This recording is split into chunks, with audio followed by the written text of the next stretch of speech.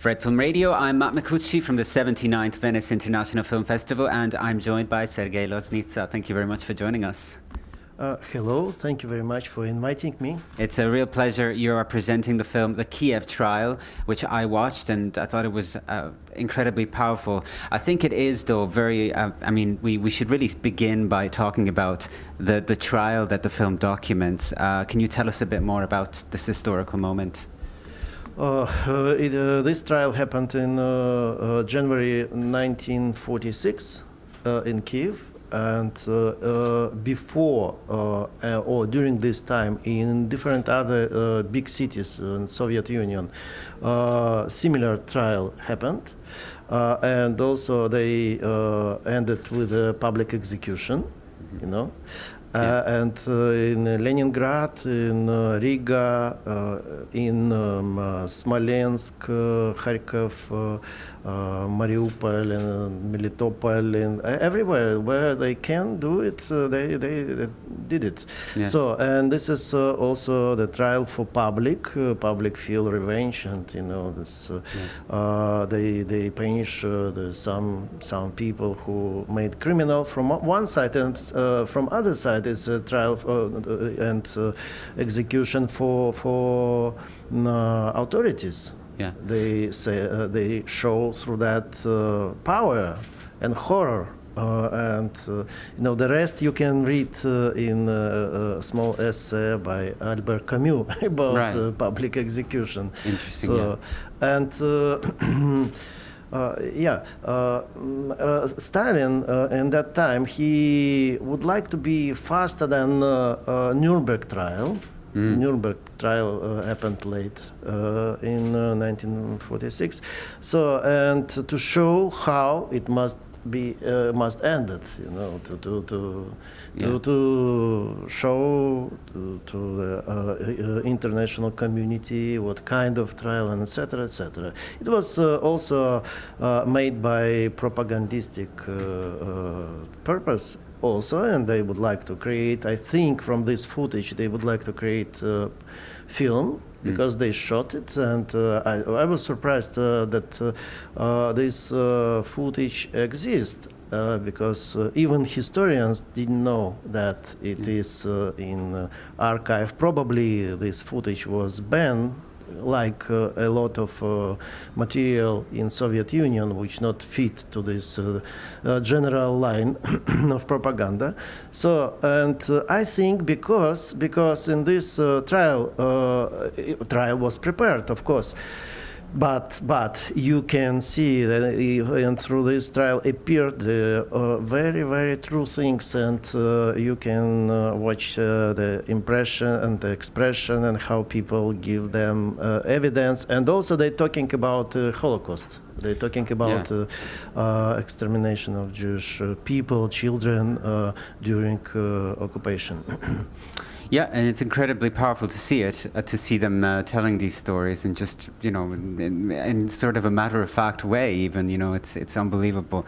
Speaking of the extensive use of archival material that this film is constructed from, I did read that you began working on the project before, of course, the invasion of Ukraine, which is very recent. Now, to me, this film picks up a whole new meaning in the times that we live in. Do you feel the same way?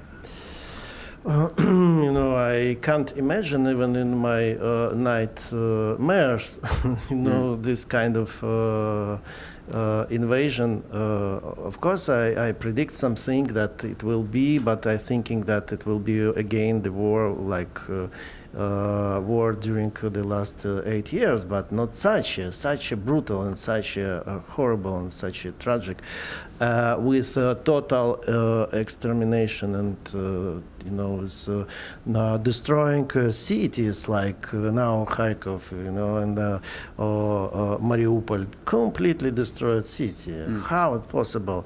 And what in the head of these people who just follow this order and to shoot people and to shoot buildings, and what they have in their head, what they kind of people they are.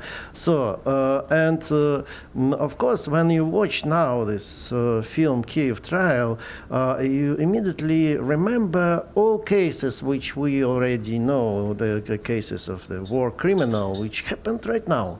It means that this 80 years or 75, 80 years, we slept. We did not thinking and but especially make for you, anything against, and it is a work. We have to learn history and thinking about that and educate people. And this is the role of culture, how to protect people from this horror. Yeah. So and this work nobody did. Yeah, So it's pretty we shocking. realized it's very shocking.